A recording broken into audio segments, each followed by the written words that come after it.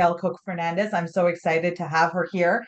I've known you for a couple of years now, seen you around the South Shore scene. We knew that we had this connection and we've been trying to find a time to meet. And finally, we're like, we're doing this. We are doing this. So, Pascale, welcome to the Stop Shitting All Over Yourself podcast. I'm so excited to be here. I remember meeting you for the very first time, and actually we met over email, right? Because you were volunteering to do some interviews for the South Shore Conference for Women, right? And then I saw you at last year's South Shore Conference for Women, and you showed up in your horns with your purple. And I was like, this person is killing it. Like, you are winning life. You know, the horns do a lot of the heavy lifting. Just saying, like the winning at life happens a lot easier when you have horns to do the heavy lifting for you, because it's like you walk around and I mean Maleficent really carries it with her reputation. Though I think my head's gotten smaller because it doesn't Maybe you have less hair now. I don't know, it's true. It's true. And then I think you spoke last year too, right? At the South Shore Conference. I Yep. did. Fabulous time. And this year both of us are on the board for the South Shore Conference for Women. So we're having a lot of opportunities to work together. And the thing that attracted me most about you is that your message is it's a message of happiness and it's a message of joy and it's a message. And I feel like, you know, in the world we live in today, there's so many more messages that are not that. And there's so many messages about like this is what you're supposed to do and that's what you're supposed to do, but there's very few messages about, and you said this, I wrote this, actually put this in Word because I loved what you said so much. I wanted to say it like verbatim. You said, my whole position is that true happiness comes from within and cannot be found in the external. It's so important to be selfish because if you do not turn your gaze inward and cultivate a relationship with your true self, how can you ever have true happiness in this world? I'd love to learn more about that. Tell me more about where that came from. Thank you. And I just got chills listening to you read that because I'm like tearing up. It's like, it's really good. Right? It's one thing for you to hear yourself say your words, but for someone else to say them back to you, that's a gift. So thank you for that, first of all.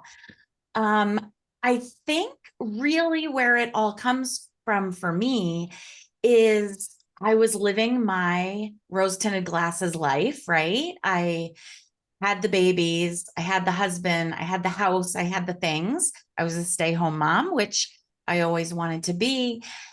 And then one day, it felt like out of the blue, though in hindsight it wasn't. My husband came to me and said, I'm not sure I want to be married anymore. I'm not sure if I'm still in love with you. Oh, wow. Right? Surprise. Surprise. I regained my composure. Fast forward, we had lots of conversations and, you know, used outside resources and rebuilt our marriage back stronger than ever. Thank goodness. But it was a long road. And the thing that I learned through that is my life coach looked me dead in the eyes, like I'm looking at you right now on the screen, and said, you have to prepare yourself for what life's going to be like if this doesn't work out and you get divorced. And I was like, wait, what? That's not what I'm here for. I'm here for you to fix it. Right. And so she said, no, you have to prepare yourself. What's life going to look like if that happened? I had no idea. And in that moment, I realized with great shock again, it was because I didn't even know who I was anymore. Right. So I was happy being a mom. I was happy being a wife. In retrospect, I wasn't happy being a wife because we weren't happy, but I was playing the role. And so that felt happy to me. And so for her to say that, like, what do you want your life to be? No idea.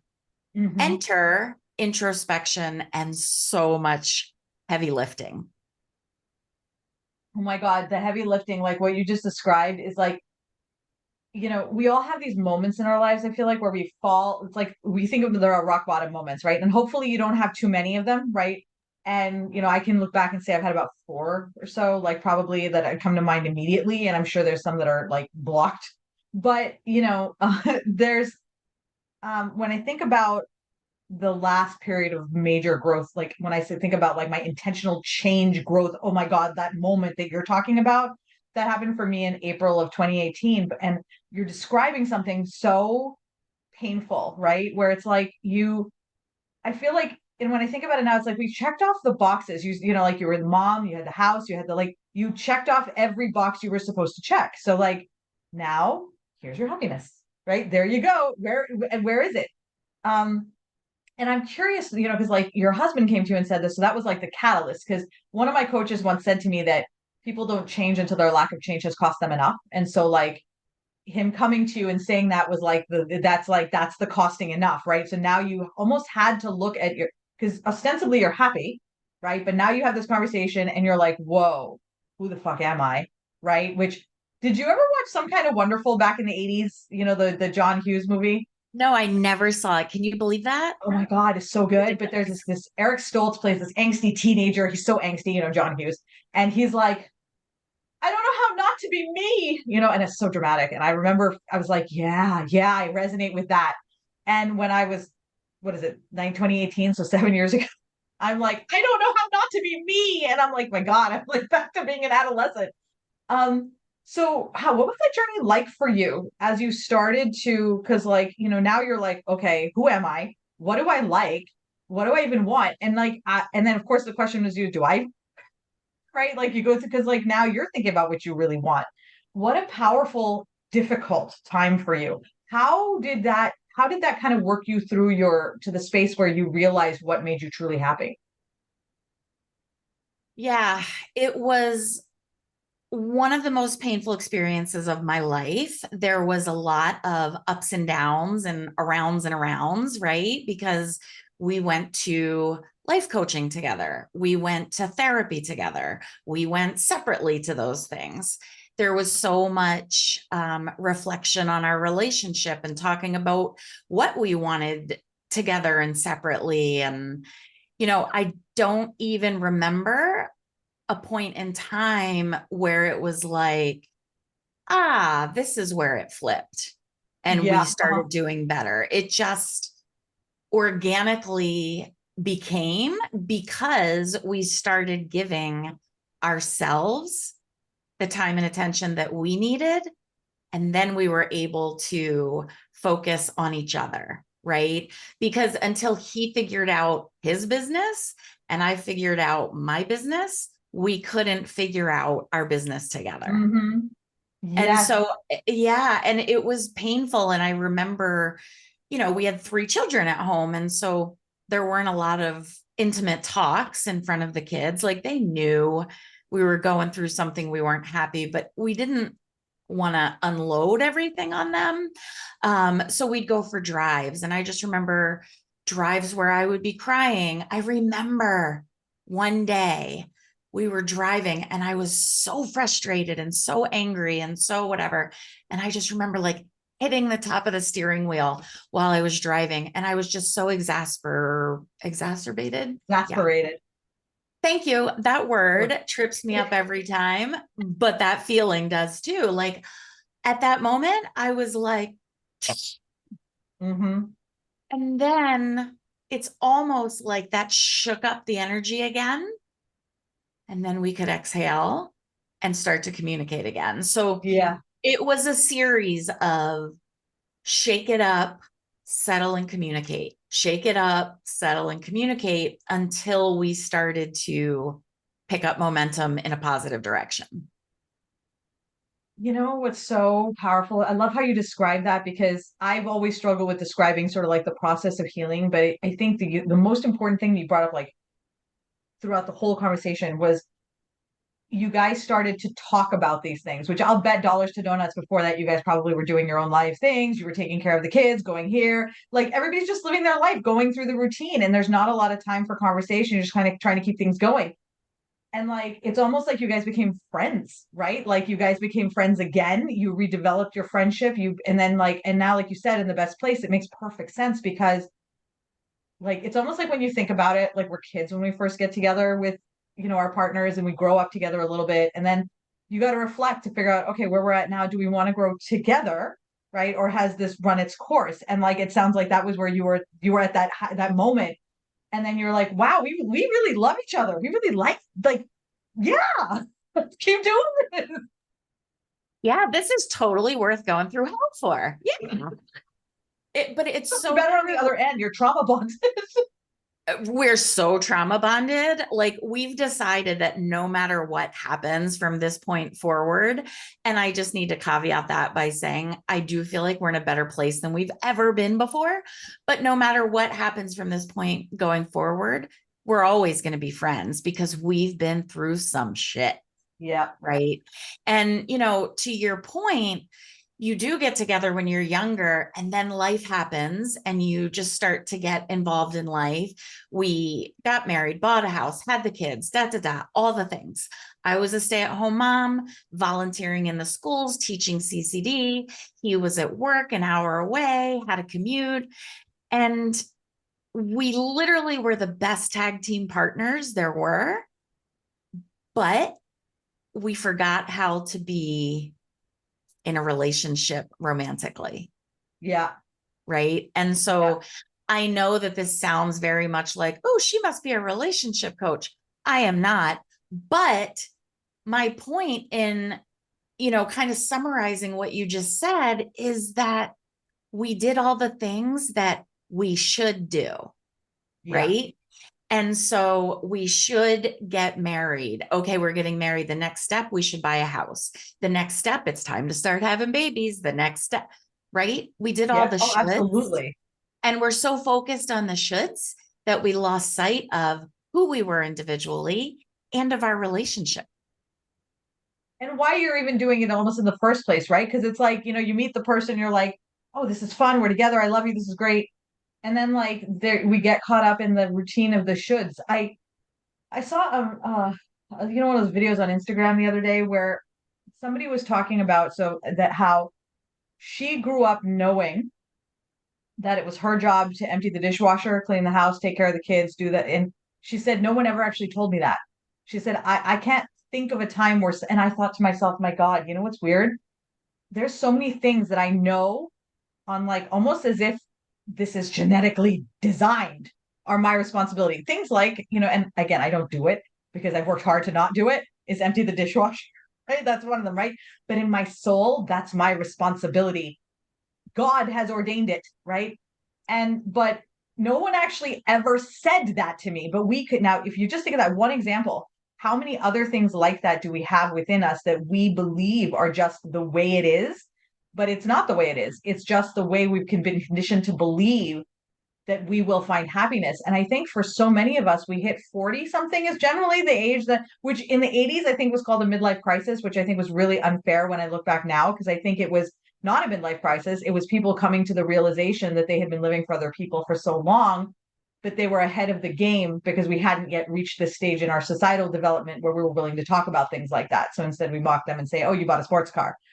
But now we find ourselves in this place where, and I'm curious to know about your client, like how this kind of unfolds, because you mentioned earlier you're not a relationship coach, but it's part of it because it's all part of the same conversation. Is so now here we are 40 something years old and I'm unhappy, but I've checked off all the boxes. So what are some of the other things, like as you work with your clients, what are some of the challenges that they find themselves facing? And what is it typically that costs them enough? You know what I mean? So like what that makes them come to you? Yeah, that's such a great question. And I want to go back to something you just mentioned, and that is this time in midlife, which is, historically known as the midlife crises. But I'm an energy worker, I'm a Reiki master. And so, what I know to be true is that, and I'm not talking gender right now, I'm specifically talking energetics. Mm-hmm. Energetics are different in the masculine energy and Mm-hmm. in the feminine energy, right? And so if you're a person who identifies as masculine, then you usually would be more masculine energetically heavy, right? Mm-hmm. If you identify as feminine, you usually would be more feminine energy heavy. And so the reason I say that is because in this time in midlife, if you identify with masculine energy, you're more apt to have a midlife crisis. And what that means is, what does masculine energy look like? It looks like power, control, fixing. It needs to happen right now. Those are masculine energies. Mm-hmm. On the reverse of that are feminine energies. Feminine energies are allowing. They're okay, we're just going to flow and see how it Yes, goes. yes, I'm with you. Accepting, not in a hurry to fix. You don't fix, you allow, right? And Mm-hmm. so masculine energy is midlife crises. Feminine energy is an awakening, an energetic Oh, awakening. so interesting. Yeah. Ah, Yes. And so it's interesting because I'm talking to you. And so I'm very much more aware in this moment of gender versus energetics, yeah, yeah, right? And normally when I talk about this, I just say masculine energy. So men have a right. midlife crisis, women have, but I love so much what your message is and what you're bringing light to and how you're showing up in the world, because it brings awareness for all of us, right? And so I've always felt like I've been more masculine heavy in my energy, even Mm-hmm. before I knew what that was. Yeah, I just, identified, got along better with boys growing up, men. Um, but I never had words for that. yeah. And so what I love about your podcast, about who you are as a person and how you show up in the world, is that you give words to it and you give meaning to it and you make it all normal. You're making me cry right now. Like that's really nice because I struggle. I like what you said just now because, one of the things about being non-binary is that, my God, you've got your masculine energy, your feminine energy, but then you've also got your body. And then there's so many, like, it's like, honestly, I have like a whole freaking committee in my brain and it's like there's like 8 million, and then there's also like the committee in the body. So we all get together and have like a conversation. It's an extra, right? But I think and I think that for me personally, a lot of that energy flow, like I can see how challenges in my life come from the masculine energy flow and the feminine energy flow. I actually, what it really does is it reminds me that things aren't as simple as everybody would like them to be. We'd really like it to be, okay, man, woman, gender, sex, but it's like, okay, dude, you like to think that you're just one layer, but you're actually 6,000 layers, and you're just looking at this one here.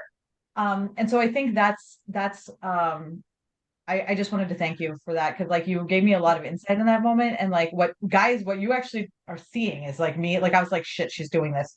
And I was like, I'm having like a moment of like growth and realization, and like where I'm like, you're right, I totally get it. We're just gonna keep this in. That's the best kind of podcast, right? Where you're like, where like you almost do like a coaching on the call. Yeah, we're going there.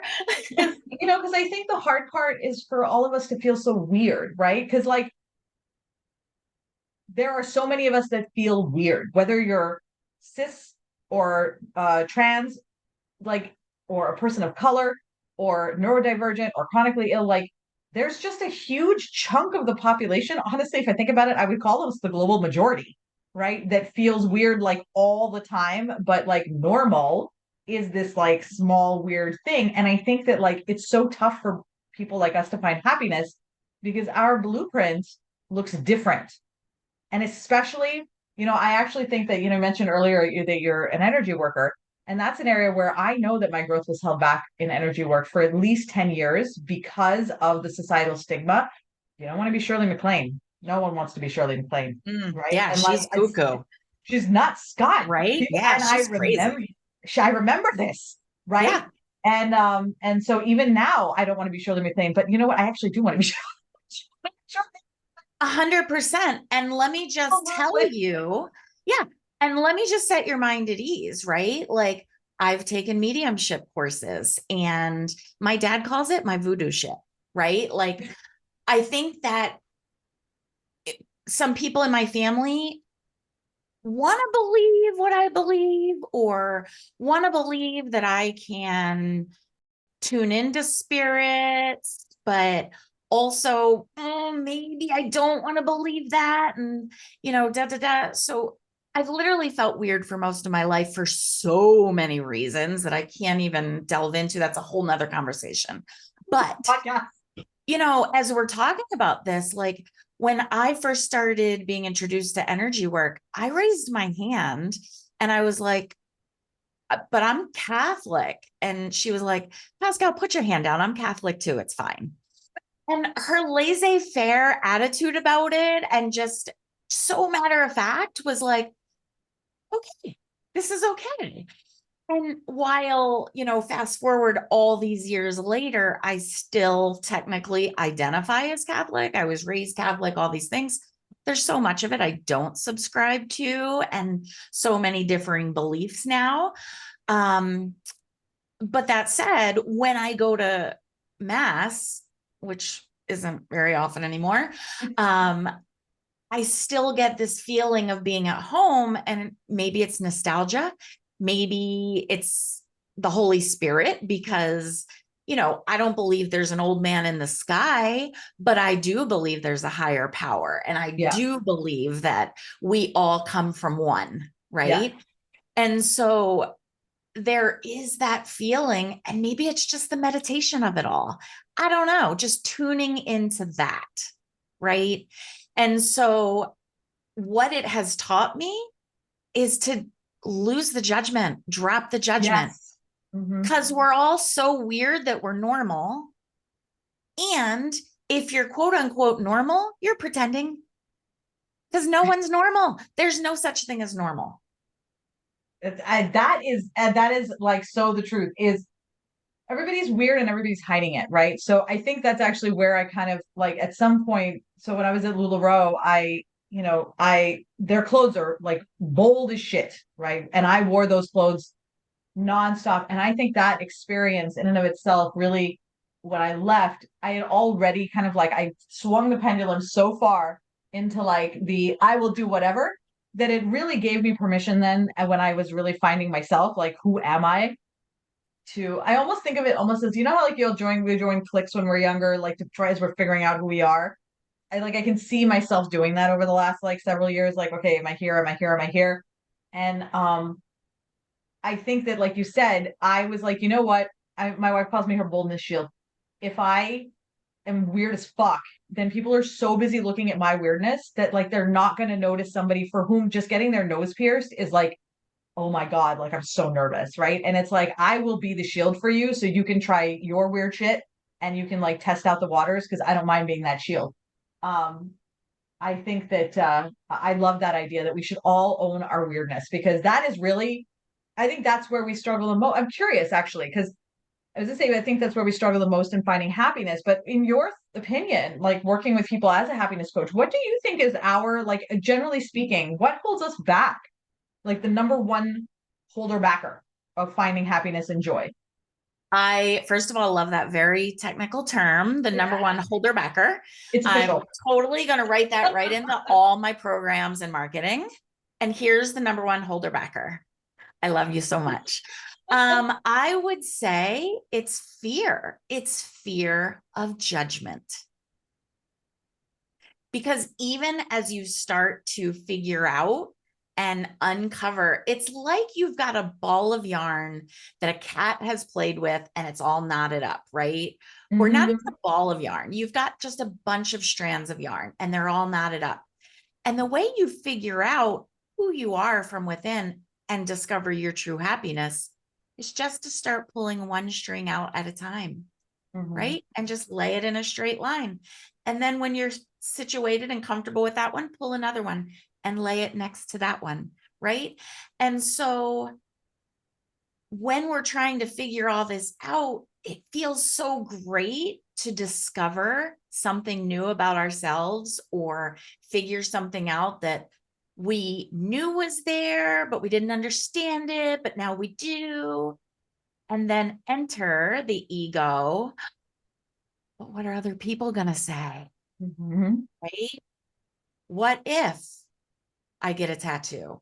What if I get my nose pierced? What if, like, I dyed my hair purple for several years in the front. And I remember that being like, I don't know, la la la. And my husband was like, Pat, that's my nickname, Pack. He's like, Pack, it's who you are. Just embrace it. It's okay. And I'm like, I know, but I'm a mom. I shouldn't. Like, I shouldn't do that. I'm a mom. I shouldn't get my nose pierced. I'm a mom. And so there were several things like that until I finally eased my way into it and was like, I can do that because it's who I am. Yeah. And also, I'm a mom. Right. Yes. And if I'm being who I am, it gives my children permission to be who they are. It gives my husband permission. It gives you permission. It gives my friends permission. It gives my clients permission. Mhm. And I don't have to walk around wearing horns, but if I wanted to get my eyebrow pierced, you make it safe to do that because you have walked around wearing horns. Like, there's no judgment. You can be who you are, and so that allows me to be who I am. It's like the ripple. We always say, it's so cliche to say, when you do one good thing, it ripples out and it affects it. But it's so true. It's so true, right? Oh, it absolutely does. Oh my God, so much that. And you know what? I remember when the pink streak in my hair when I worked at the Beth Israel years and years ago, and it was like no colored hair at the time, and I did a pink streak down. I had long brown hair, so I did a pink streak there. Oh, so bold! I was so bold. So bold. I bet you rocked it too. Oh, I totally did. I totally did. When I came back, so I'm back at the BI now, and it's funny because I said, "You do realize this is coming with me, right?" Like, and my boss she was great. She was like, "This is why we're hiring you forever." And I'm like, "Thank you," because I'm not dyeing this brown. And there's nothing wrong with brown. I just feel like my hair grows blue. It's not you. It's not me exactly. I have a So question for you before we go on. yeah, I yeah, know totally. that this is your podcast, not mine, No, but this is totes. Let's do whatever. yeah, let's do whatever. This is why I love you so much. My question for you is there a point where it starts to be just doing things because they're different?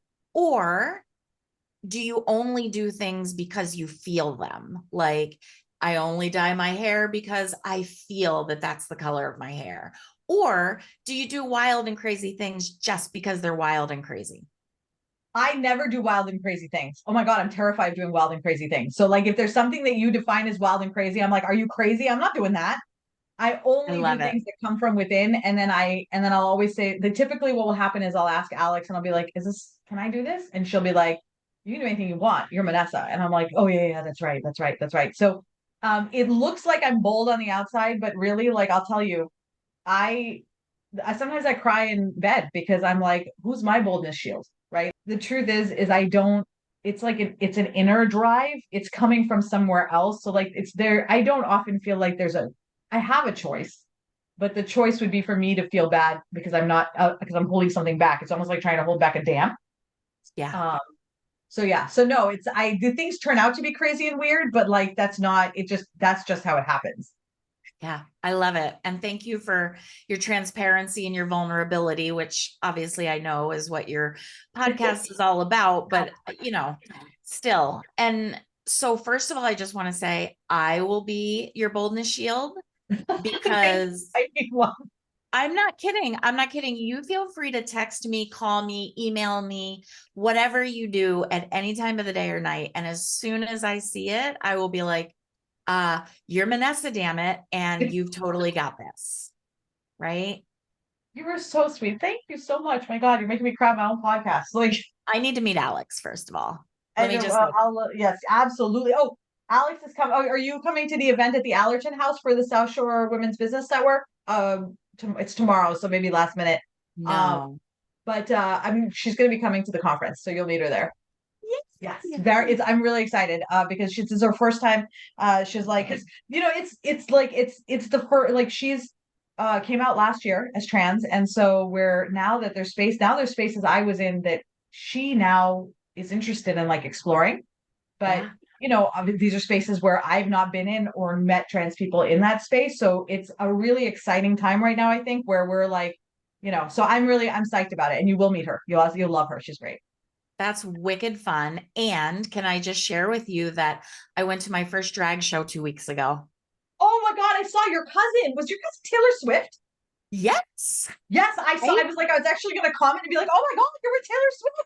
I know. I was with my cousin from London and I knew that my cousin did drag shows. I knew whatever, but I'd never been. And my cousin from London was like, let's see if there's an event while I'm here. And I'm like, yup, let's go. So we went into Philly and it was a brunch show. So it was pretty tame, Yeah. very different than I'm sure the 1 a.m. show. Um, but I was looking through my iPhone camera and I was like, I swear to God, I'm looking at Taylor Swift. Like I it was know. amazing. Her makeup was on point. I'm like, Yes. that is artistic creation right there. And it Absolutely. just kind of happened by accident. Like I think she said like one time she tried on a wig and was like, I kind of like this. Let's go to the next step. Kind of like this. Let me see what makeup look. You know what I mean? And it just all felt good. And I don't know what I expected, but I think that's the issue, right? Is that when we're confronted with something we don't understand or is new, Yeah. there comes fear with that, right? And maybe not fear like I'm afraid I'm going to get hurt, but just fear of the unknown, like I don't know what to expect. And Mhm. so maybe I just won't look at that, right? Yeah. And so maybe that's the message is when you find yourself confronted with something new or different, look at it extra hard when you're starting to say like maybe I just won't look at that because I don't know what to expect, because you might be, or you probably will be very pleasantly surprised. Like we had the best time and it felt so good to acknowledge her Yeah. when she was Electra Manchez and Taylor Swift. And it felt so good to acknowledge him after he was changed and back into his street clothes and like, and then I got to hug him. So it was just such an amazing experience. Oh my God, I love that so much. And I can't say enough about that because it's like I think that we're entering into such a strange time, right? Where trans people are now more visible than before. And I think there's a lot of people who just have no exposure to trans or no known exposure to trans people, right? And so I think that like part of part of like the next call it awakening, but I feel like it's almost like we are going through an awakening where people who were previously in the shadows are now able to sort of come, and it's not just trans people, chronically ill people are making their voices heard, people of color are making their voices heard. I was thinking, and as an energy healer, you're probably way more in tune to this conversation than I am, but every energy worker that I speak with talks about the great awakening that we're going through right now, that there's a universal transition that's happening, and that what we're seeing is more of it's like an earthly manifestation of it. So I'm feeling very optimistic and hopeful about, the next several decades as we kind of evolve through this space. I'm just so excited that when I saw the pictures, I was like, oh God, how fun. I want to go. My wife and I are going to Provincetown in August, and Oh, spending a weekend there. Oh, so fun. I And love Provincetown. she is so popular there. Like every time we go to Provincetown, like I can wear my horns. It doesn't matter what I do. I am like chopped liver. Nobody pays any attention to me. Everybody's, and I'm just all there for it. I'm like, this is great. I want you to be on stage. You be the person. Like it's fabulous to like have nobody. Like, I mean, usually people do tend to notice me because Provincetown. No one notices me, and I fucking love it. Yep. It's amazing. And that's the energy for anybody who's never been to Provincetown, Massachusetts, at the tip of Old Cape Cod. It has to be, in my opinion, the best energetic space in the whole country Mm-hmm. because there's no judgment, there's no fear. It's all love. And what are we doing here if it's not to love? to be love, to give love, to receive love, to share love. Like Provincetown is love. It's the best.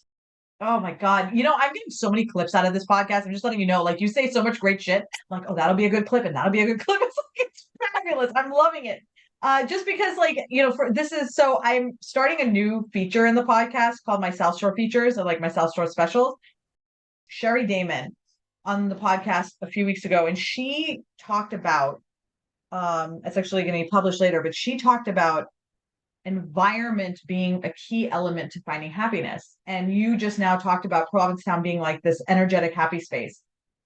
So I'm curious, I'd actually like to hear because like you've done so much work on healing and moving from a difficult space to a new space. Like obviously your life, you know, one of the things that I was very disappointed to discover is that once you heal, you don't just stay healed. Now shit still happens. And I was like, what the fuck? Like I still feel the same things when someone says something.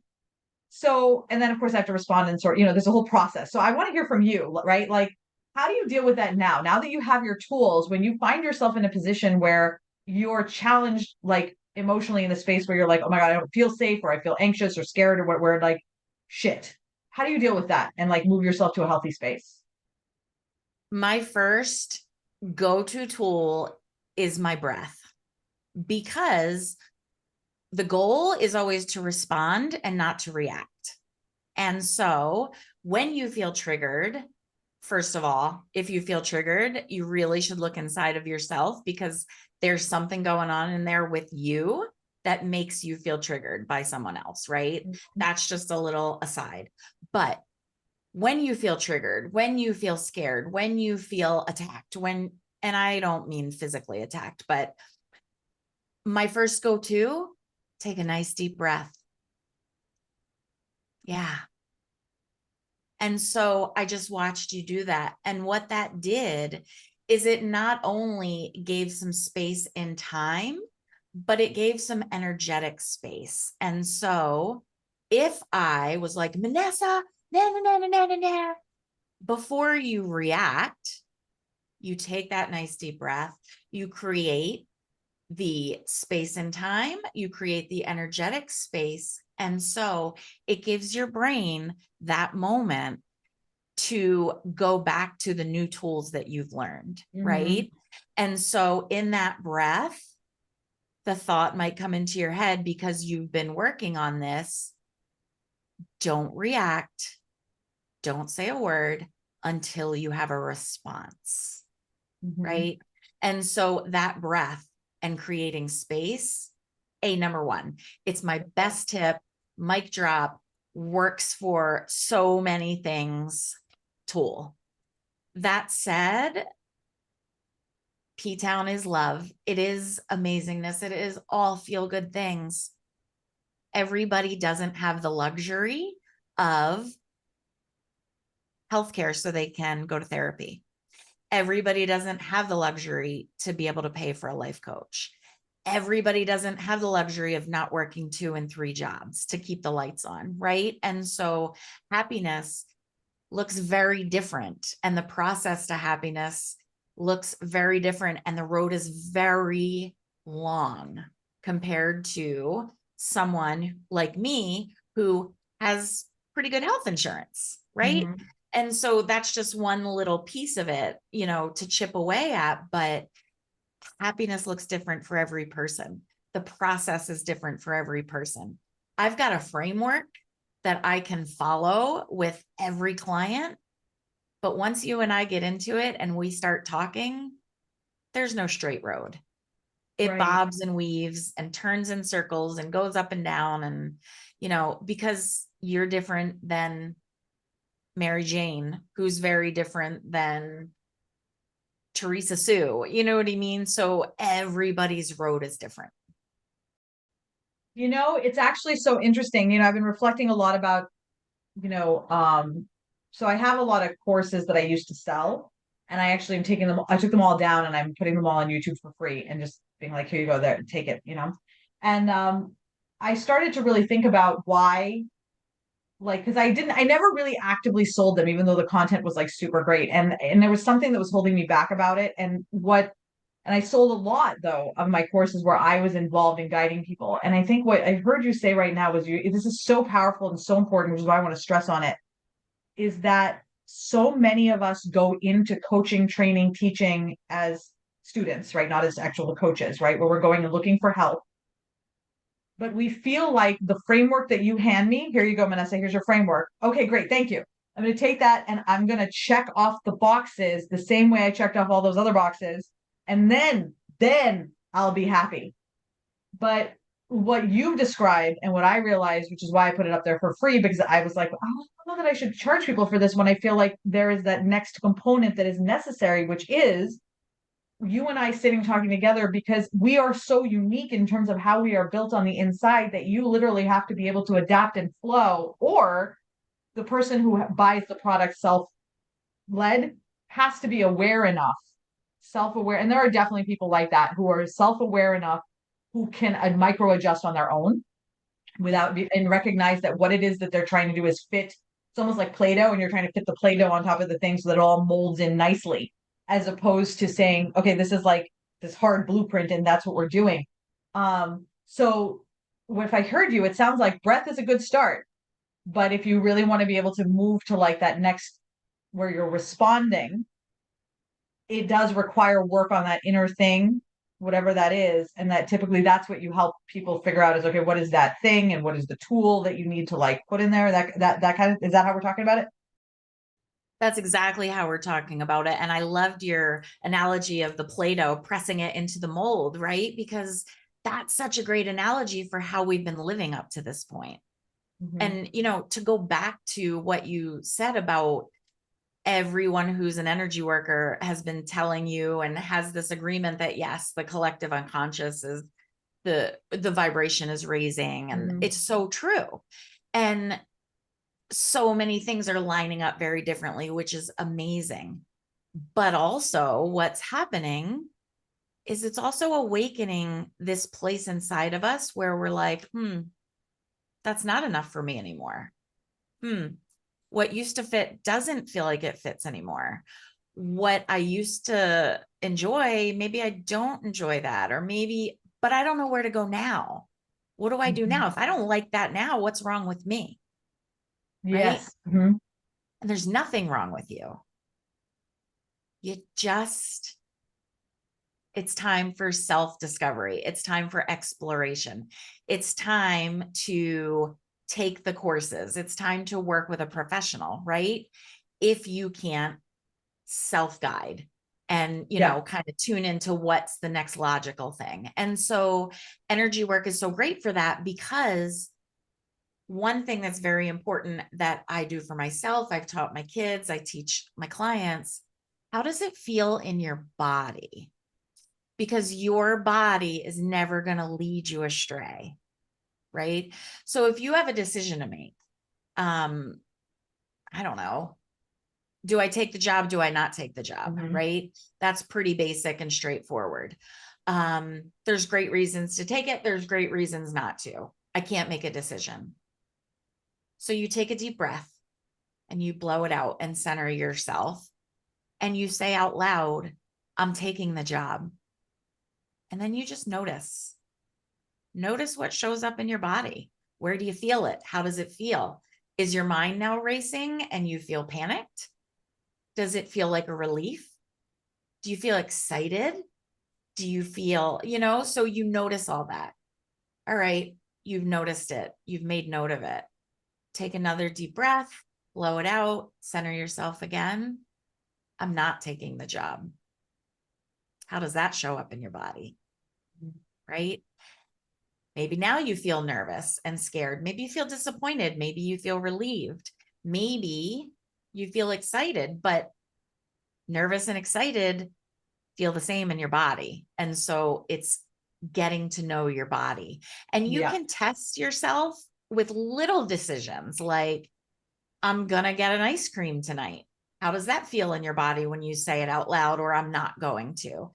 And that way you can tune into your body and start to know what feels good and what is nervous and what is excited and how to know the difference.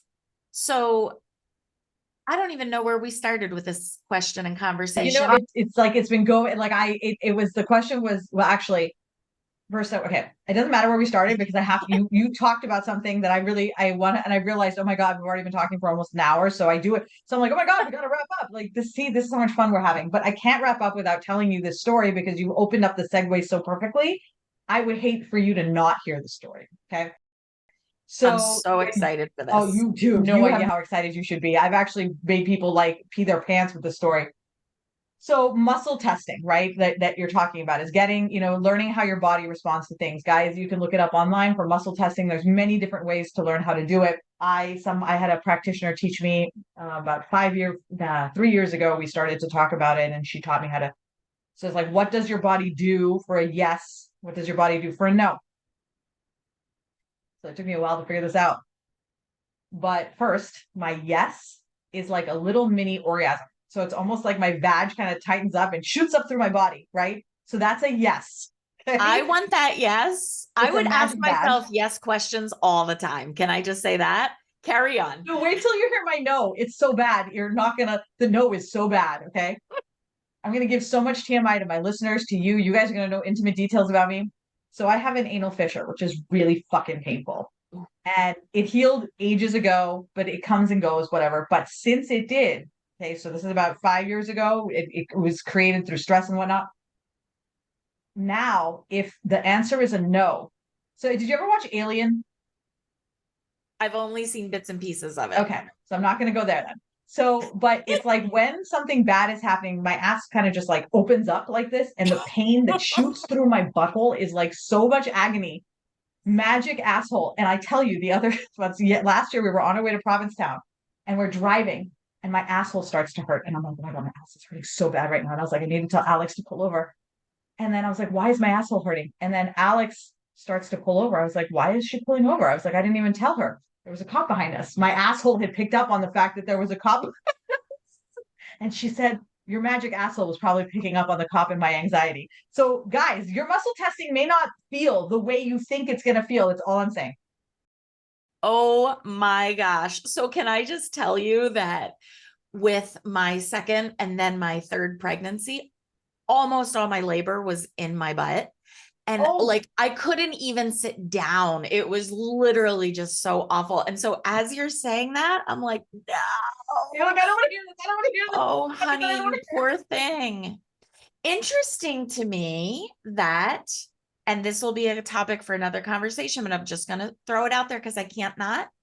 Interesting to me that both your yes and your no are in the same region. And so your root chakra is your safety and your security. That is so funny you should say that because like I know that there's something there. I still have education. So maybe guys, so you're just watching the birth of a conversation. I'm like, hey, maybe we should get together, have a conversation about my magic asshole and my vag, and we'll figure it out. I love it. Not a conversation I expected to have over coffee this morning. And yet, anytime I hear you speak or speak with you, it's magic. And so if this is magic, then I'm here for it.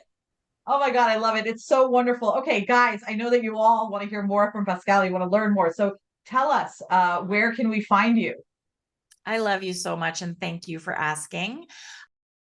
So my business is called Women Finding Clarity, womenfindingclarity.com.